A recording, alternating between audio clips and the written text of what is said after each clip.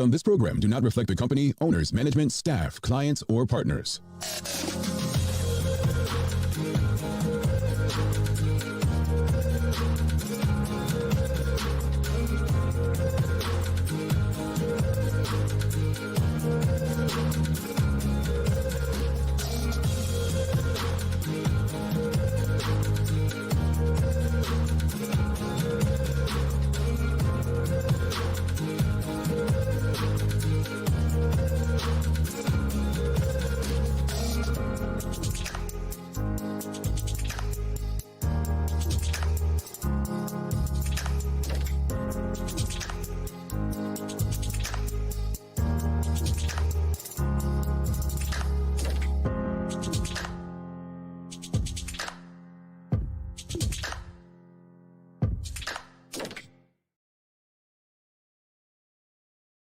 It's Tuesday, the 16th day of March, 2021. Welcome to the Daily Hour, brought to you by Medical House, One Communications, and Lindos. I'm Jamel Hartman, along with Carla Zul. Thanks for making us part of your daily routine. If you're watching online, share the link. If you're on Facebook, start a watch party. If you're on Twitter, retweet it. If you're watching on Channel 82 or listening on the Full 100 radio station, call someone and let them know we're on. Just get the conversation out there to your network. Oh, and don't forget to like and engage with us. A good one today with another important conversation as Keasha Lightbourne stops by to discuss National Kidney Month. The daily play is going to be a remember when. So some good old history for all of you today. Notice I didn't say for Carla because I have absolutely no faith or hope that Carla's going to get this answer right. So I got yesterday's right in one go, so you never knew. Well, this is true, and yesterday weren't no easy question, and so we have to give a credit for that. I mean, we didn't even give you an air horn yesterday, did we? No, but yeah, congratulations on yesterday's answer, because I think some people may have not even heard that. It was almost like you did something in the middle of the forest and no one knows it was done because they had left already. So, How rude! No, I'm on your side. I'm saying that people may have not realized that you were going to get it and they left early to beat traffic or something. So for those who didn't know, I fully got what you meant, and my statement is the same. How rude. My peoples have faith in me. Can you smash it like if you have faith in me? Okay, because Jamal's trying to hate. Not hate, but he's trying to act like he knew the outcome. You never know what I'm got up these little sleeves, you know. She's saying smash it like. They're gonna start saying, how do I, unlike or minus like, all that stuff. But look, we have a lot to discuss today, a lot going on. We have the Bermuda Football Association canceling the rest of their season. We have, let me look at my notes, hold on.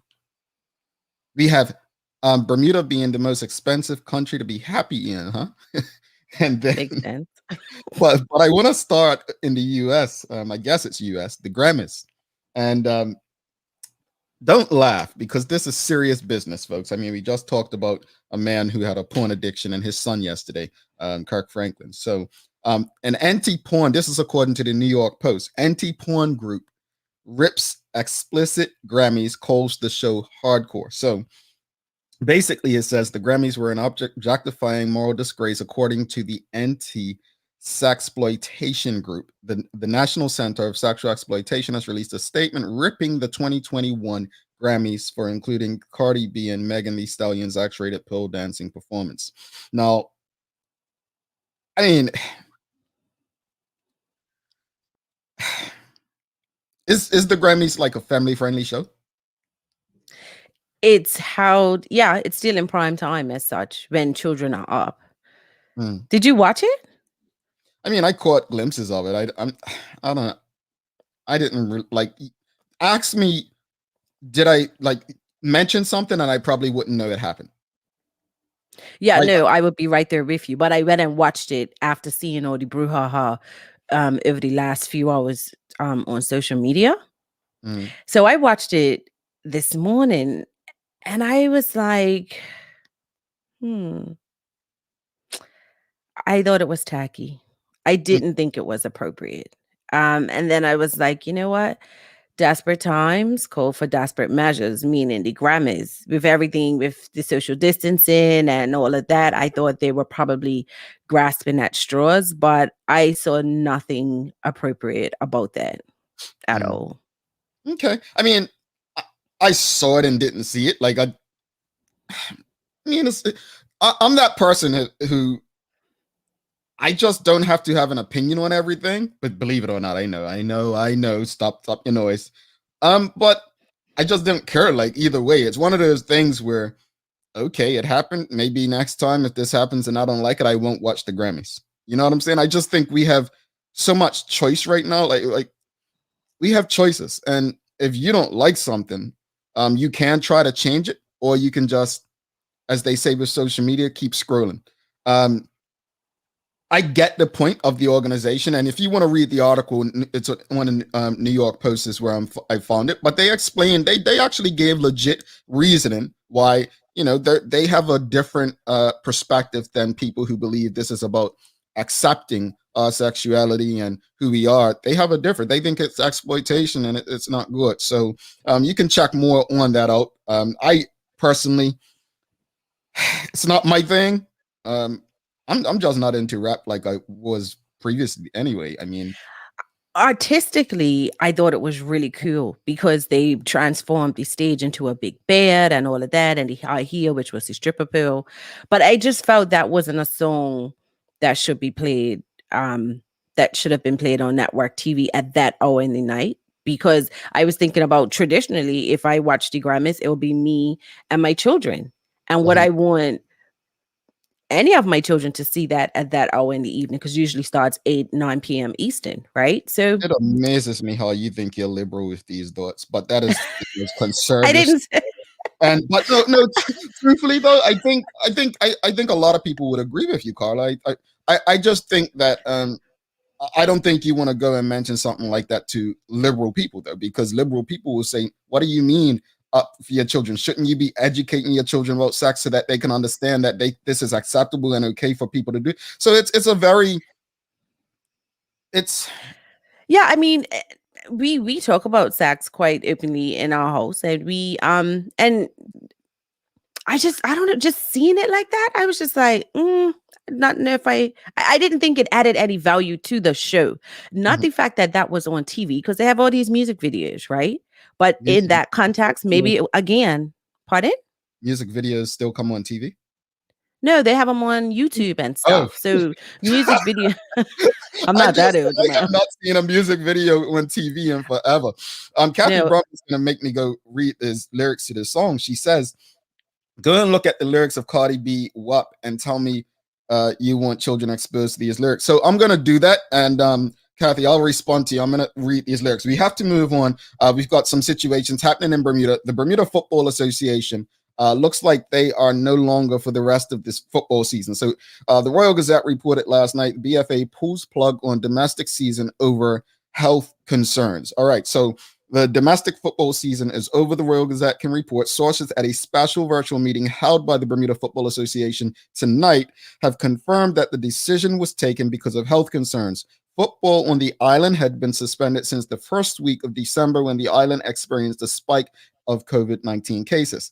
There had been hope of a return, competitive action when the Ministry of Youth, Culture and Sport launched a 4-stage return to play guideline document. However, movement between the stages has been static, with only one sport fully in compliance. I wonder what that was, prompting Sports Minister Ernest Peets to issue a no test, no play.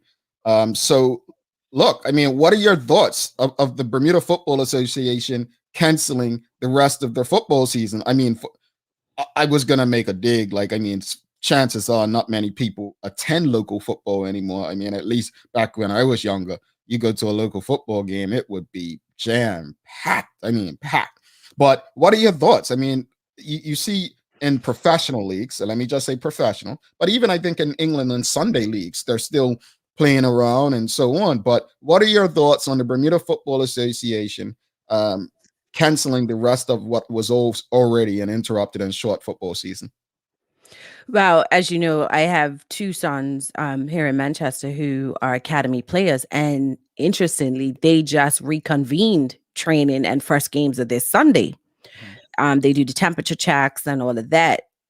Before, after the first lockdown, I was a bit uncomfortable and paranoid because you breathe in, and all that stuff. But no child that I know of has contracted COVID through playing football. And I think with Bermuda being in a relatively good space, and perhaps there is information that we're not privy to, but I don't necessarily think it was necessary to do that, to cancel it. I would like to know more. Obviously, we're getting a news statement, but I'd like to know more what was behind the. I mean, it's March, and the league would probably end usually in March, and then the FA Cup normally, I want to say in April, usually a final, and then cricket season kick over in April into May.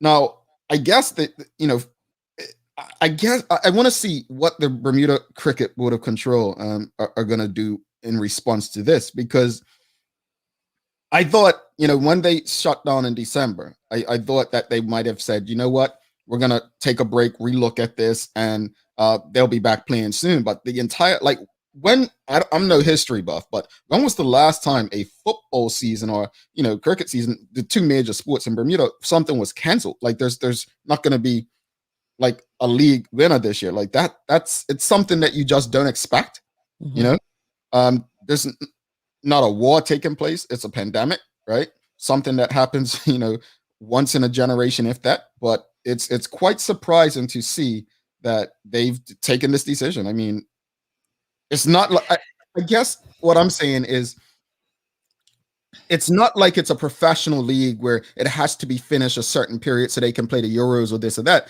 I'm wondering, is it because a lot of the grounds they share with cricket teams, but why couldn't they just push it back to say July or August? I mean, those are where my questions lie. Yeah, that's why I said we don't know what's behind, but because it seems unfaced that's a premature or unnecessary decision, but who knows? I don't know. We've survived it, and I was super paranoid, but I got the announcement, games on Sunday, and I'm just like, with temperature taken, they seem to think here in the UK that at the academy level, that's sufficient. That's ridiculous to me. Elizabeth says there's probably more to the story than we know. Yeah, definitely. I mean, we're just taking, I guess, excerpts from the Royal Gazette based on a virtual meeting.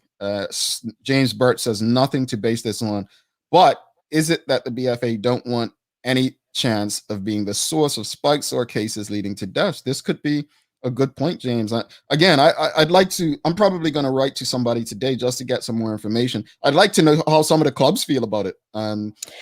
Something just hit me. Could this potentially be connected to the player or players who tested positive on the national team? And maybe they think if they go into different teams, I don't know. I'm just speculating, but just a thought. Well, there was something last Monday. The Bermuda football team returned from a week-long training camp in Florida in preparation for World Cup qualifying matches. And it says at least one member from the 28 member traveling party tested positive for COVID-19. So, I mean, truth be told, are Bermudians traveling for football that much?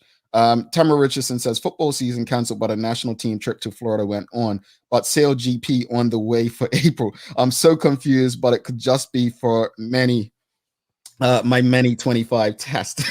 And I haven't had one. Yeah, I mean, I'm not trying to be rude, but I mean, almost like you're the testing dummy. Like, okay, come here, time for again. Like, seriously, they don't have 25. Whoa. Enough of your DNA, right? So yeah, it's interesting times in Bermuda right now. I definitely didn't see the entire football season thing. That's I think it's a blow to the community. I feel like there's outlets for people, football and sports. So again, I have more questions as to what went into the decision being made. We have to touch on this real quickly before we get to the news break. So you see, according to Bernie shared a story saying island is most expensive for happiness, right? So to be happy in Bermuda, if I'm understanding, you have to have what $443,933. Am I understanding this right? Happiness comes at the biggest cost in Bermuda? Well, I read the first line I found very intriguing, where it said, I want to say 100, and in America it's 105,000, and then anything over that, your happiness is negligible if you make anything more. And I'm Mm. giggling at the 400,000, because if it takes $1 million to retire, 400,000 sounds about right to be happy to buy groceries and have electricity. I mean, I I guess happiness does have a price, right? I guess it does. Some people say money doesn't equal happiness, but I mean, it depends on what your living state is. But always interesting articles coming out about Bermuda and the expense it takes to live there. And now, with that expense, how people feel like, what you someone who's making $90,000 a year, are they happy? Well, depends on how they're living.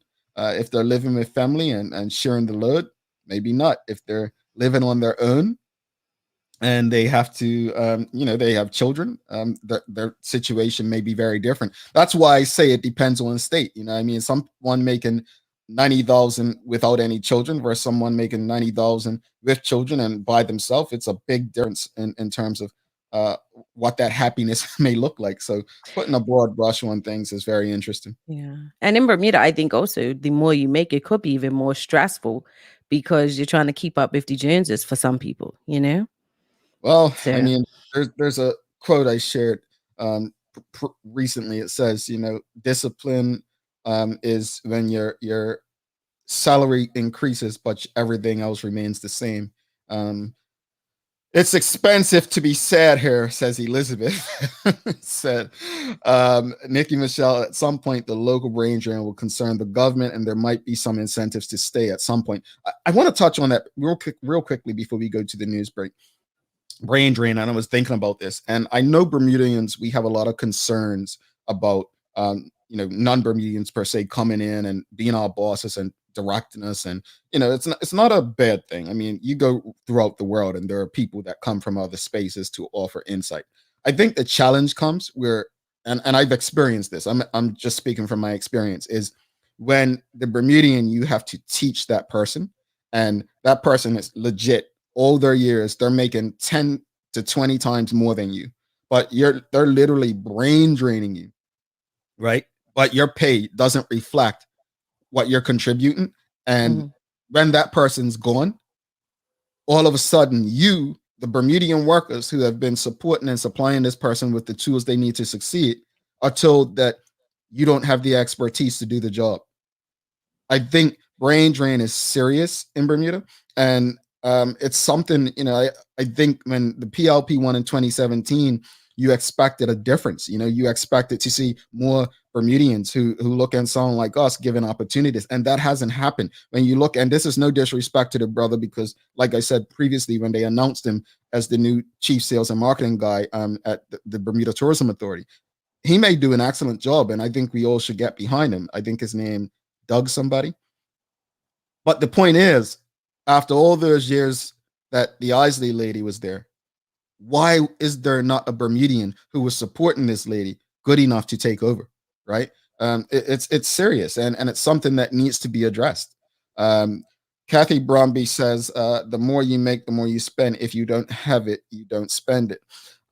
Yes, and there are only few people that like Warren Buffett who doesn't increase what he spends. If you see how he dresses, it's a reflection of who. I'm just saying. I mean, he doesn't dress his salary. He dresses like typical old white guy, and you don't need to see how much he makes on his sleeve. Tamara Richardson, brain drain is serious. Might be time to measure more than just GDP. Well, there you go. When you're losing so much human capital and potential, is our economy really that great? Indeed. All right, it's time for a quick news break. Then we're going to take our commercial break and come back and go to the we're going to have a conversation with Keasha Lightbourne about National Kidney Month. So very important conversation. Another important conversation. Stick with us. Do not go anywhere.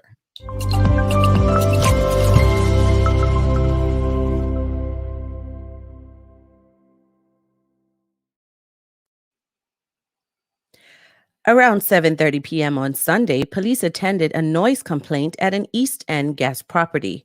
On arrival, officers found a birthday party in progress with approximately 34 people in attendance.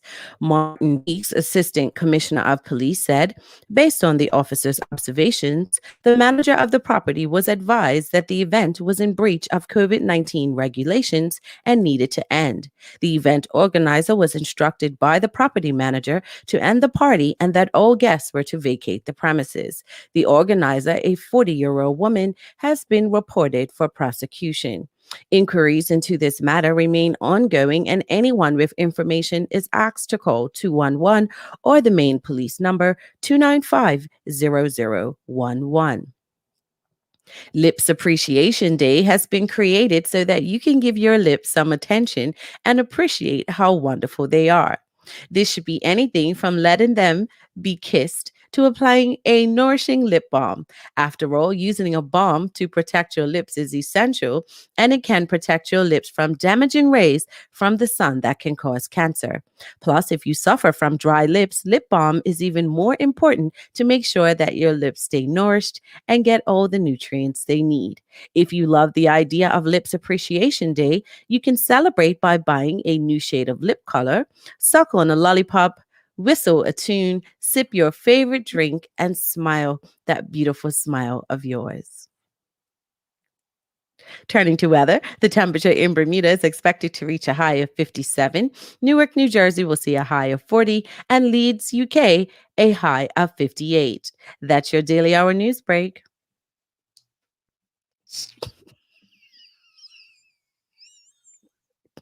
Let me see your lips. Pucker up.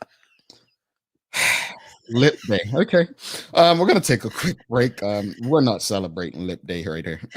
Peace smooches. Quick break, and we'll be back with our guest for the day, Lip Day. My goodness. Good day. Medical House Doris speaking. Can I help you? Medical House is Bermuda's leading one-stop shop for healthcare. I found myself being a caregiver. Even though I was a nurse, I still needed help on, what was available in hospital beds and all that kind of equipment, and I knew where to go. I went to Medical House. Bermuda's top doctors, dentists, care homes, and the hospital choose Medical House for a wide range of products. These same professional quality products are available to you for home health care. I was very pleased with Medical House and the help they gave me when I most needed it. Your experience with Medical House is about getting your needs met, but we also try to provide knowledge to help you through whatever you're experiencing. Medical House is on Millreach Lane in Pembroke, where there's private parking right outside the door. I would recommend them to anybody. Call or visit Medical House today. This month, we're featuring a range of infant and baby care products from Hello Bello, a company started up by a husband and wife team who were inspired to meet the challenges arising from the often surprising, not to mention messy experiences that came with the territory known as parenting. The couple behind Hello Bello know that being a parent is uniquely demanding, and their mission is to bring you premium products at gentle prices. Try Hello Bello Alpha diapers in a range of sizes, Alpha Blossom baby lotion, baby powder, and much more. Lindo's, why go anyplace else? All right, welcome back to the big show. She's Carla Zool. I'm Jamal Hartman. It's the Daily Hour brought to you by Medical House, One Communications, Lindo's, and our friends over at Channel 82, where you can also watch this and many other locally produced shows if you have One Communications cable. Without further ado, let's bring in our guest for the day. It's National Kidney Month, so we're going to talk about National Kidney Month with Keasha Lightbourne from the Bermuda Health Council. Welcome to the show, Keasha. How are you?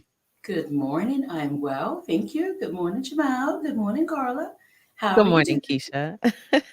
Good morning. How are your lips today? Beautiful. Mwah. Nice kissing. Oh, whole bunch of kissing going on here. Well, thank you for joining us for another important conversation. And we're talking about National Kidney Month, and it's interesting. And I was trying to find a Facebook post, but I had a young friend. I say young, she's mid-30s, and she is from the US. And she actually just shared something that over the last 4 or 5 years, she's been very active going to the gym and so on and sharing her progress. And out of the blue, she was diagnosed with some sort of kidney ailment. And she shared it on social media. And I think this is an important conversation because regardless of age, I don't think with everything else we're dealing with, especially right now, a pandemic and COVID, how many people are really discussing their kidneys, right? How many people on a daily basis discuss kidney health? So with that said, speak to us a bit about what does our kidney do and what is kidney disease? Okay, so our kidneys are these wonderful little bean-shaped organs. They're about the size of your fist, and they are factories. That's the best way to describe them. What they do is, first and foremost, they balance the fluids in our bodies. They clear toxins or waste from our bodies. They are really important in producing something called erythropoietin. And that particular word, all it is it's one of the things that comprise red blood cells. So they help to build our red blood cells, which we use in our body. They go about and oxygenate our body. They are important in keeping our bones strong because they help to produce an active form of vitamin D. And I think more than anything, and this is something I'd really like to touch on, is that they help with our blood pressure.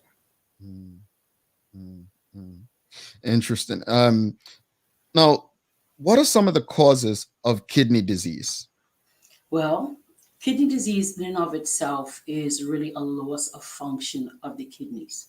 So if you have acute kidney disease, it is a sudden loss of kidney function.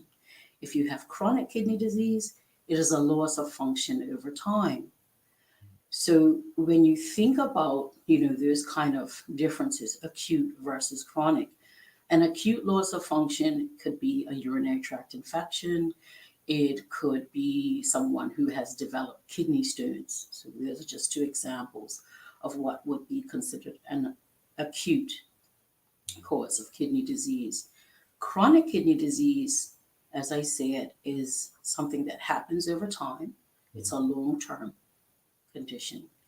And things that can cause chronic kidney disease, particularly and specific to our population, are high blood pressure, diabetes, really serious hypertension, high blood pressure, and diabetes. Those are the first two things that jump to mind, but there are other causes. For example, we have a group of people in Bermuda who have adult polycystic kidney disease. It is a genetic condition, and it almost always results in that person heading toward end-stage kidney disease and needing what we call renal replacement therapy to live. So those are just some, examples of causes of kidney disease. So, Dr. Lightbourne, I heard you say about diabetes, and there's a high prevalence of diabetes in Bermuda. So does that mean that Bermuda has a high population of people who are susceptible to kidney disease? So when I think about the stats on that, about 40% of persons in Bermuda have at least 3 conditions that could lead to a chronic condition, a chronic health condition, or a chronic kidney disease. We have a huge amount of people in our population that have high blood pressure, that have diabetes, that are obese. And those particular, causes, of course, they can lead to kidney disease. We have been having a growing population of people who have chronic kidney disease and who need to use renal replacement therapy, which we know as dialysis, in order to survive. Without dialysis, our people will not survive if they have chronic kidney disease at the end stage. So with that being said, we've been seeing if 2015-16, say we had 160 people on dialysis, approximately. 2021, we have near 200. So they're just steadily growing and growing and growing. So, what are some healthy practices that can be incorporated in our lifestyle to prevent kidney disease? So they would be the same practices that you would use for a healthy lifestyle, period, across the board. So when you think of a healthy lifestyle, what do you think of? Well, you think of things like, first of all, making sure that you exercise. You want to move your body. So that's number one. You want to maintain a healthy weight. Important, right? We know from various studies that when you hit 40, 50s, persons in Bermuda, for example, they reach that age. And if diabetes, for example, is part and parcel of their background, their genetics, it rears its head about then. So things like keeping your weight stable, eating a healthy diet, what we consider to be low fat sort of diet, if you would like. Those sorts of things help. Low sugar or low carb. So you're really just trying to eat what we call a heart healthy diet. The other thing that's quite important when it comes to kidney disease is making sure that you recognize that there are some over-the-counter medications that can adversely affect the kidney. What am I talking about? So many of us were out in the gym.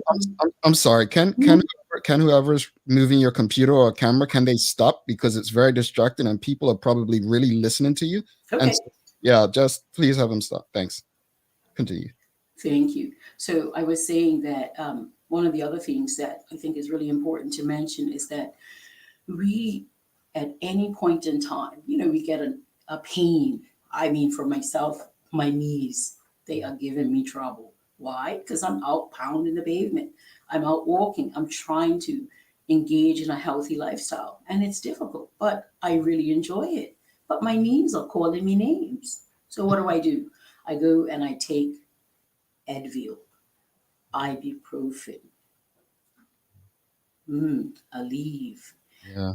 So what I'm talking about is they call them non-steroidal anti-inflammatory drugs, and they're used for pain control. But those medicines, those over-the-counter medicines, are directly involved in what we know to cause and can cause kidney damage over time. So you want to be cognizant of some of these things. And finally, what's important, I think that in order to engage in a healthy lifestyle, one needs to recognize as part of a healthy life that you should see your doctor at least once a year for an annual physical. I think that we owe it to ourselves. I mean, National Kidney Month, one of the focus of this month is to take charge of your health. And so one of those ways really is to go and see what's going on with your body. So what I suggest is at least once a year, please, people at 30, at 40, go and have a check. See what's going on with you. And in that check, the physician would be able to monitor your numbers by doing blood work to see if, in fact, you do have any issues with kidney disease. Additionally, if you have a family background of such, for example, hypertension and diabetes, those things, they need to be looked at. It's just part of loving yourself and taking charge of your health. This is such an important conversation. And the audience, as you can see with comments, are being a bit distracted by whatever's going on with the camera, the autofocus or something. Just if we can fix that, release, just so we can continue, because this is just a good conversation. I don't want them to. I'm told that at this point, it's out of my hands. I think that we will have to continue with this odd blip. And I'll try to stay as still as possible. But you're right, it's doing some odd autofocusing. Okay, no problem. Apologies to the audience for that. Go ahead, Carla, sorry. So, Dr. Lightbourne, very powerful information that you're giving. Now, one of the things you just said was about people in their 30s. So, and with the annual, should younger people, unless they have a genetic predisposition, should they have their kidneys tested, or is it safe to assume that it tends to show itself 30s onwards? Actually, no. So You know that there are people that are as young as, very young people that, for example, tend to or show up with diabetes, for example, call it type 1 diabetes. And diabetes, as I said, is one of the leading causes of kidney disease. So it's really having to do with being able to, one by one, look at yourself and say, hey, one thing that I should continue to do to lead a healthy lifestyle is to make sure that I monitor my health. Mhm. So it's not an age related aspect, it's really an aspect of taking care of your health. And even young people, so for example, um, we're hoping to engage in the future with young people in at the grassroots level, in the primary schools, in the high schools, getting into kind of those conversations about taking care of yourself, your health, some of the things that you do that really will promote you to greater health, that will really push you to continue to look at that as part of a way of life, as opposed to, oh, yeah, I'll do some exercise today in gym, but it's kind of like this is something that we really need to incorporate into our lives. Our forefathers, they were people that were out in the fields, they were, you know, on the ships, they were doing all kinds of things that were quite physically intensive, and they lived well. They were generally much healthier. We are sedentary people.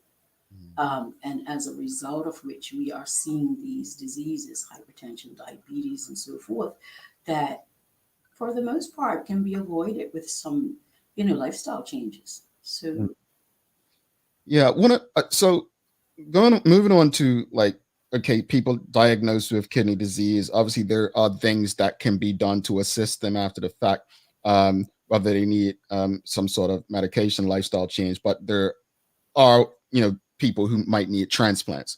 Speak to us about donors. Like, what's the definition of a donor, a deceased donor, and a living donor? What are the differences? so a donor is someone who is healthy, quite healthy, who is or will donate an organ, in this case a kidney, to someone who has lost their kidney function. Mhm. That is essentially what a donor is. But then there are different types of donors.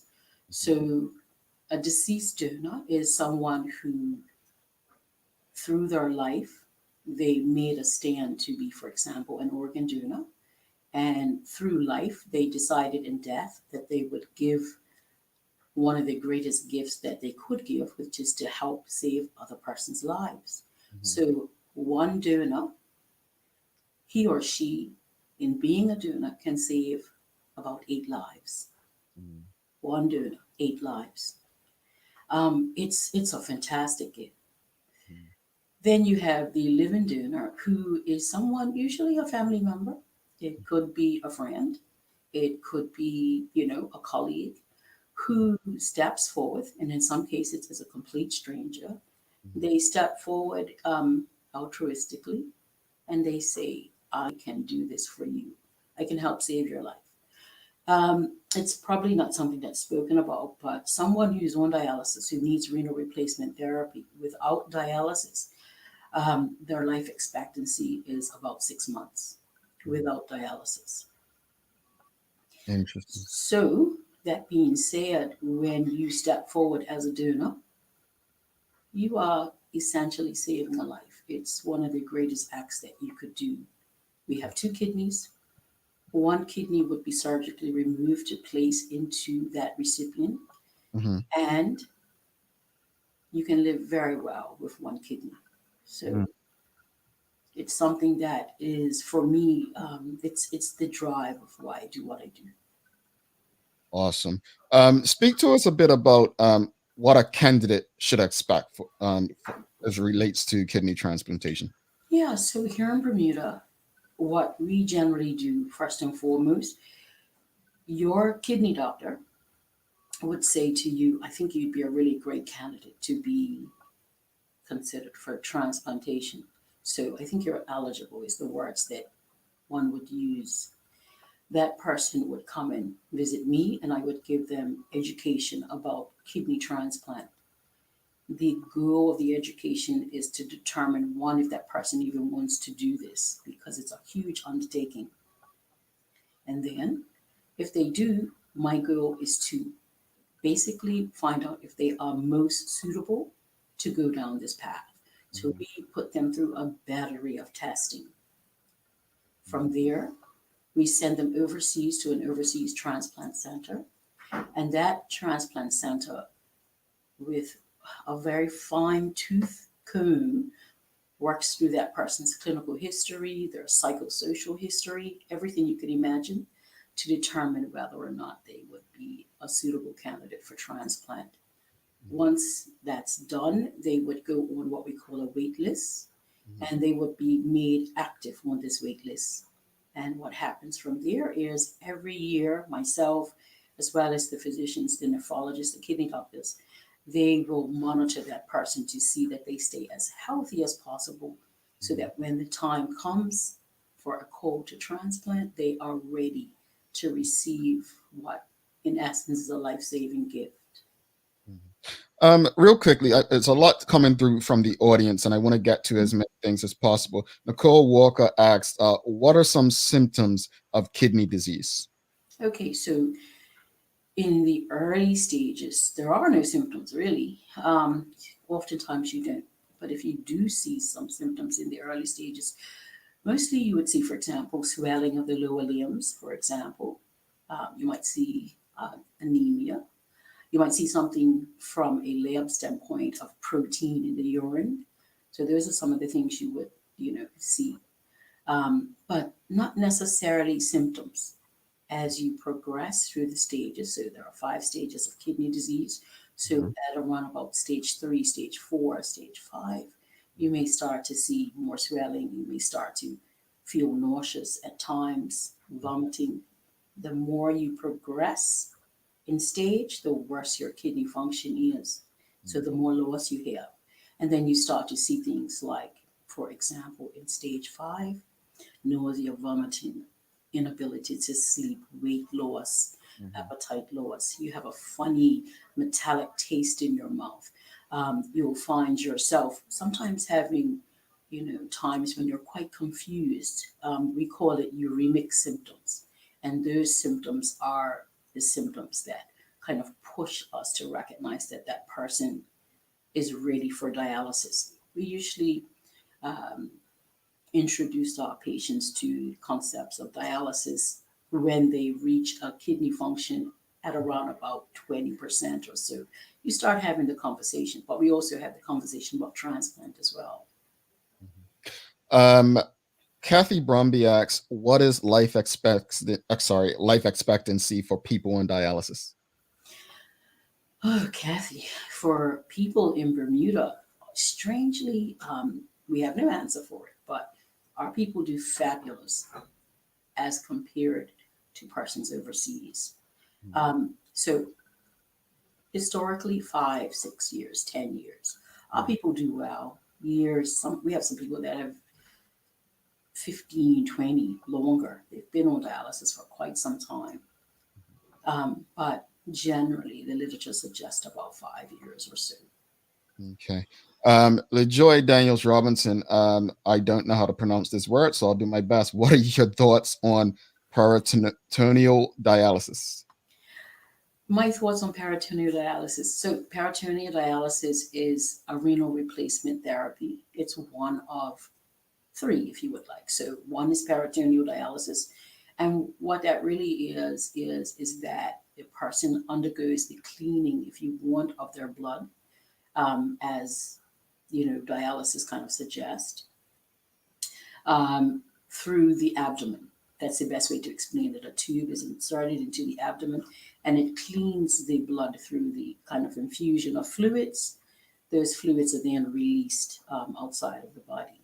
And I think that it is one of 2 ways that are safe to undergo dialysis. It's also great for persons who have very busy lives, who travel, who don't want to spend 3 hours every 3 days hooked up to a dialysis machine in a dialysis unit. So it gives them more autonomy. it has, for some people, a really important part of keeping them alive and well. That's good. Shamari Talbot says, if a person dies naturally years after getting a kidney transplant, can the kidney be put back into the original donor? That kidney belongs to them and it should stay with them if it has served them very well. It's interesting. So I met a man who I was quite, I'm telling you, I love what I do, but I met a Bermudian gentleman who had a kidney for 46 years. 46.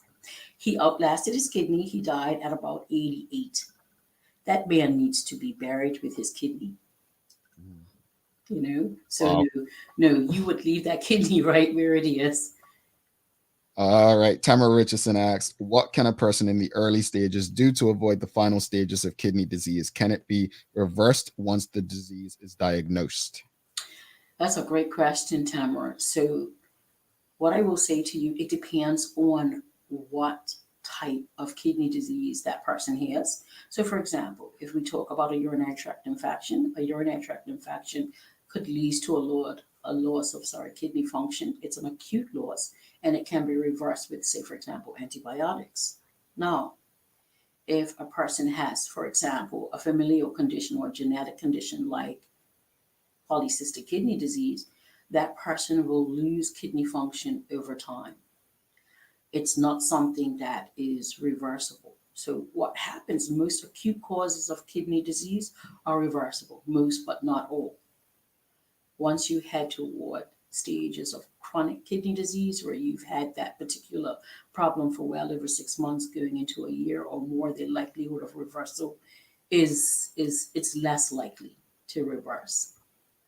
So in terms of what you want to do to keep your kidneys as healthy as possible, the exact same thing that you would do to keep yourself healthy generally.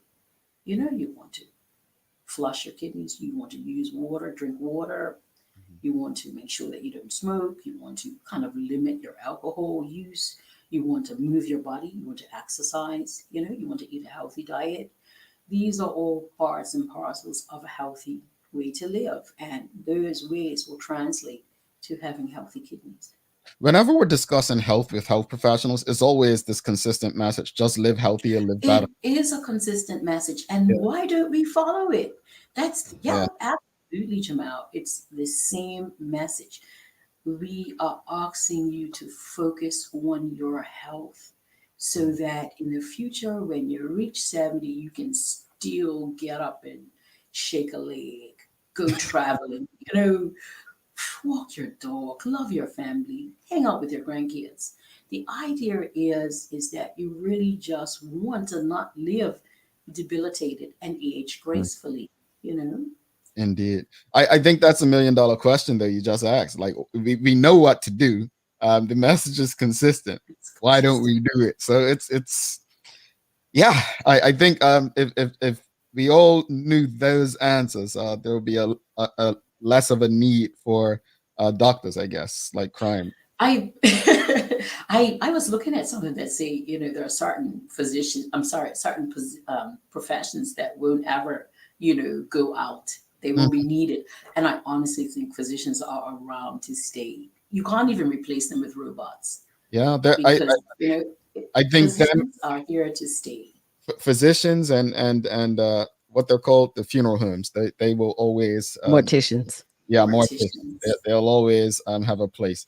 Speak to us real quickly before we let you go. What is the Bermuda Health Council doing to increase awareness surrounding kidney disease? Yeah, so I'm here today speaking about National Kidney Month and kidney awareness. Generally, as you know, the Health Council, one of the mandates really is to help, with the overall health of our nation. That's part and parcel. We engage various persons, various professionals in order to help us direct what's happening within the health systems. So in this particular case, as an example, with having a national kidney transplant program, which is part of the Health Council, it really speaks to the mandate of looking at a subset of persons and if you want, I think the only way I can explain it is assisting those patients who have chronic kidney disease, really to work toward, enhancing the quality of their lives, enhancing their productivity within life, and being able to, kind of have that translate into the greater community so that we have patients that can really re-engage back into life. Kidney transplantation is a life-saving event. So this is one of the ways. Other ways we, as you know, are always keeping abreast of what's going on within our community. So the council knows that we are having, high levels of high blood pressure and high levels of diabetes in our community. So an example would be helping with, say, for example, a national formulary. That's just one example of how the council, sort of assist with different things from the standpoint of kidney disease. These persons will need medications for the rest of their lives, right? With hypertension and diabetes, if not reversed. So a national formulary, as an example, would help with that, keeping the course, to a reasonable course and making sure that those medications are available to our people. But, there are just different ways that the council very, very gently helps to direct our healthcare system to provide us with the best system that we could possibly have. And where can people get more information about National Kidney Month if they have questions as well? Yeah, so I mean, it's a plethora of information out and about. You can Google National Kidney Foundation. You can give us a call here at the council at any time. And there's always some way. I carry a mobile phone all the time. It's the best and worst part of my job. It's nearby always. And so I can always be reached for answering any questions when it comes to, kidney related issues. But there is a plethora of information that one could use, but I always suggest that you at least use sources that are specific to the kidney. So National Kidney Foundation is one of my go-to sites. All righty. Keasha Lightbourne from the Bermuda Health Council. Thank you so much. Very informative. Very informative. Appreciate the information. And like I said, with COVID going on and so many other ailments within certain segments of our community, definitely people do not necessarily discuss kidneys in everyday conversations. So they do not. Yeah. And no, they do not. And just so you know, next month in April, it's Organ Donor Awareness Month. So they work hand in hand. So I'm really glad that, we had a conversation about what a donor, is about. And really to encourage our people, particularly our young people, once you go about 18 and you've got to go down to get your driver's license, consider and think about organ donation and being an organ donor. It saves lives, and we need help. Well, let's hope it's coming. We have to run, though. We have to be on a run. Keasha Lightbourne, thanks again. We appreciate you and enjoy the rest of your day. I will. You guys too. Thank you, Dr. Lightbourne. All right. We have to take a quick break and we will be back to wrap it up. We have the Daily Play. Got some interesting history as well as far as media and journalism. And then Carla's going to give us some daily inspiration. Stick with us. Hi, Bermuda. Now that we have covered the difference between internet and Wi-Fi and introduced you to our One Home Wi-Fi solution, we want to show you some of the amazing features it has to offer besides ensuring Wi-Fi coverage in and around your home. Our Eero devices are plug and play, making them super easy to install. They come with features to help you monitor the internet connections and speed tests from the palm of your hand, and health checks to let you know the status of your internet connection. Now, for the parents out there, I'm going to let you in on a little secret. With the Eero app, you can create profiles for each of your kids and pause their internet access no matter where you are. Kids not doing their homework? Or is it family dinner time? No problem. Just press pause. You can also say goodbye to that sticky note with a Wi-Fi password.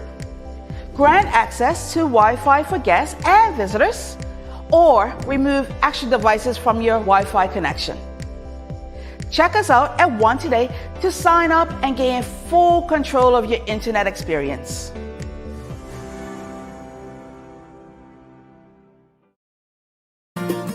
Do you want to introduce a new idea that would improve the health of your loved ones and friends?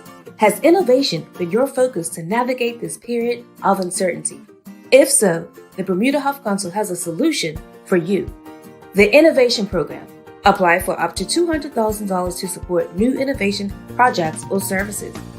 Initiatives must be implemented in Bermuda. Visit bhec.bm/innovation-fund to get started today. Alrighty. So look, this day in Black history, very important right here. Freedom's Journal, 1827 to 1829. It was on March 16th, 1827 in New York City, New York. Freedom's Journal was the first African-American owned and operated newspaper in the United States, a weekly 4-column publication printed every Friday. Freedom's Journal was founded by freeborn African-Americans John Rostrum, I think I pronounced that right, and Samuel Cornish. So that is some good history right there. Freedom's Journal, the first paper, only around for 2 years, but I'm sure it still did mean a lot to the African-American community. Here's the Daily Play. Here we go, folks. She needs your help. She needs your help. No, she don't. If you enjoyed today's conversation, please give us a thumbs up. Don't forget to like, subscribe, and engage with us. If you appreciated the information given to you by the Bermuda Health Council and Keasha Lightbourne, give us a thumbs up, a love, a like, whatever.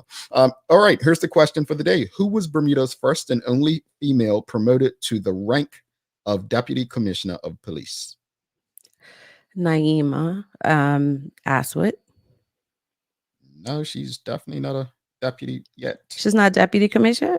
But then if not, it's Miss I could picture her face. I want to say Gertie Barker or Miss Jones. Miss Jones. Miss Jones. Can I give you a no? For none of this, all right? Nope. You said the highest. Repeat that. All right, time to repeat the question. Here we go. Who was Bermuda's first and only female promoted to the rank of Deputy Commissioner of Police? I thought it was Naima, but if it's not one of this, Miss Young. I could picture her face. There you go. It is. I said Miss Jones. I meant Miss Young. I could picture her face as clear as day. All right. So she made her mark as the first female officer in Cycle Squad, first female officer in charge of the community media relations, first female to be named second in charge of the narcotics division, first female officer to head up the intelligence and special branch division, and the first Bermudian female officer to attend the FBI National Academy, where she received her certificate in police management. She made history again in December 2005 when she became Bermuda's first and only female to be promoted to the rank of Deputy Commissioner of Police. Hats off to Rosenda Young, who remained in that position until her retirement in May of 2008. Can we Google that? Because I thought her name was Jones. Well, it's Young Jones, so yeah. But I got it right, Mal. Stop being so cheap. I mean, I can give you the half points. I can give you the half. See how he treats me, people. I knew her when I was growing up. That was Miss Jones. All right. Well, you'll give you half points. I've got to get people's name. Give us some inspiration, Carla. We need it. We need it. You're so cheap. Impossible is just an opinion. Paul Coelho. All right. There we go. Any final thoughts on today's episode, Carla? Love Dr. Lightbourne. She gave me a lot to think about stop being sedentary, get moving. I mean, that's everyone that comes on talk about health to you, man. I know, but the kidney thing and the tie-ins with everything, her conversation just resonated with me. All right. So we're going to give Carla some points for today's answer. All right. So look, we have some more very, very good conversations coming up the rest of this week. So stick with us.